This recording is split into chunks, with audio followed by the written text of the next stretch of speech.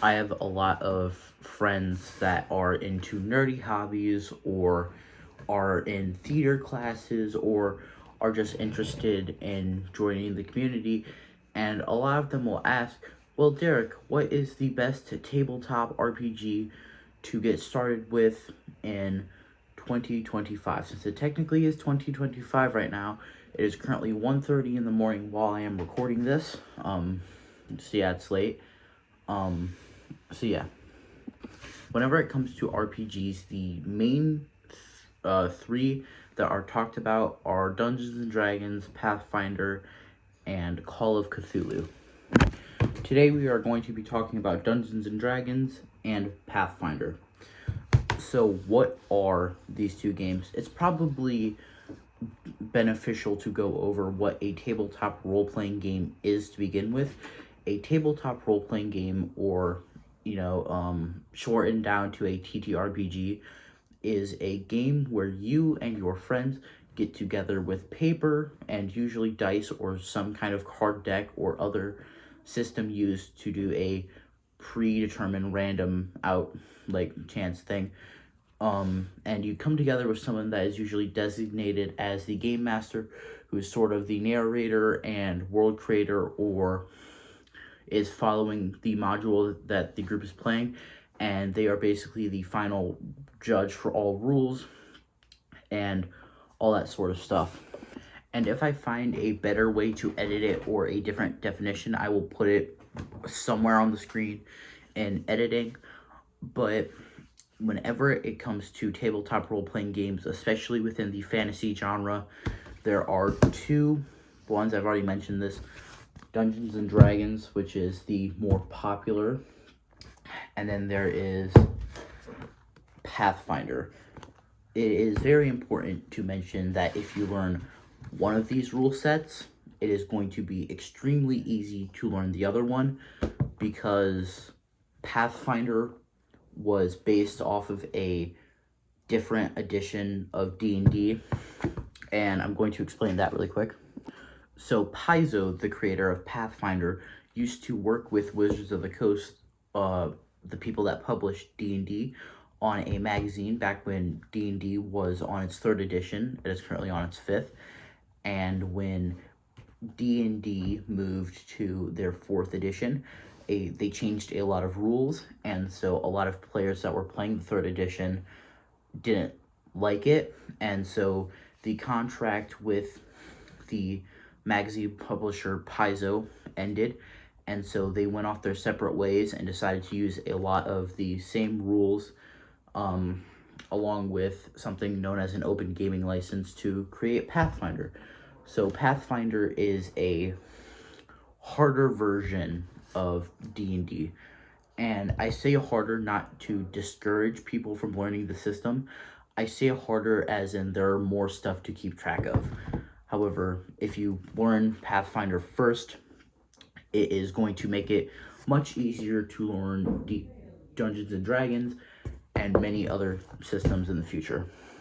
Usually with a lot of people, price range is a big thing whenever getting into a new hobby.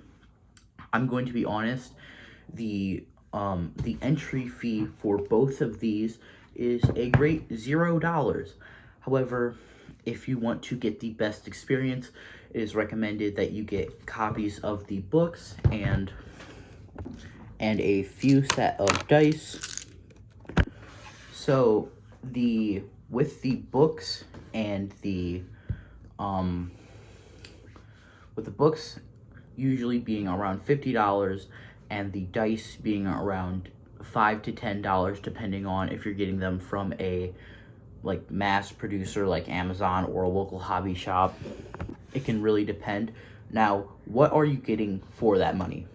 Whenever it comes to Dungeons and Dragons, you get the Player's Handbook. This is the standard edition for 5th edition. This is the only book that you need to play the game, and a lot of these rules are free online through websites like D&D Beyond, Roll20, and Wikipedia.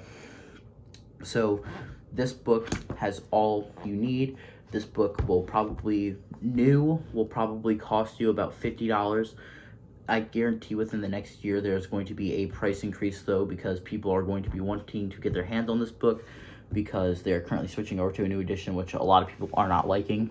And that is a great segue, since a lot of people don't like the new edition of Dungeons and Dragons, they're switching over to Pathfinder. So the Pathfinder system has 2 core rulebooks, Player Core 1 and Player Core 2. These books have all your classes and races in them. Both of these editions are the soft cover, pocket-sized versions.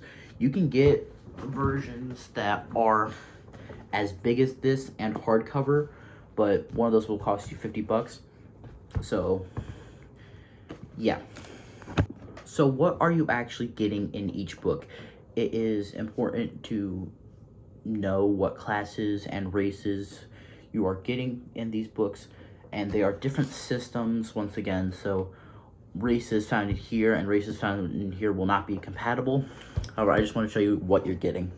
With Dungeons and Dragons, you are getting the dwarf, elf, halfling, human, dragonborn, gnome, half-elf, half-orc, and tiefling, all as your race options. Your class options include barbarian, bard, cleric, druid, fighter, monk, paladin, ranger, rogue, sorcerer, warlock, and wizard as your class options. In Pathfinder, your race options are dwarf, elf, gnome, goblin, halfling, human, leshy, I think is how you pronounce it, and the orc, along with being able to have multiple different lineages. The ancestries for the second core rulebook is the catfolk, hobgoblin, colo, kobold, lizardfolk, ratfolk, tengu, and tripsy.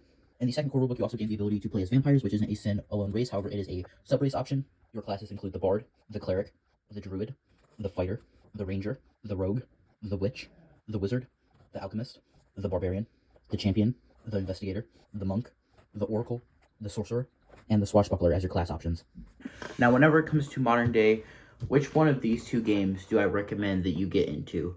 Honestly, it is up to personal choice. However, I'm going to recommend you do it how I did it. I started off with Dungeons and Dragons because it's more popular. And then just recently, I've been learning how to play Pathfinder, and I'm thinking about switching over full time because I like the mechanics more. However, usually more people will be open to playing Dungeons and Dragons, and I have been in multiple school clubs that run Dungeons and Dragons. So that's kind of where I stand on it. If you want a standalone game that is more rules heavy and relies on you knowing which character you want to play, then play Pathfinder. If you want baby's first RPG, basically, play D&D. They're both great systems, just one is more common and easy to learn, and the other one is a little bit more difficult, if that makes any sense. Alright, thanks everyone for watching.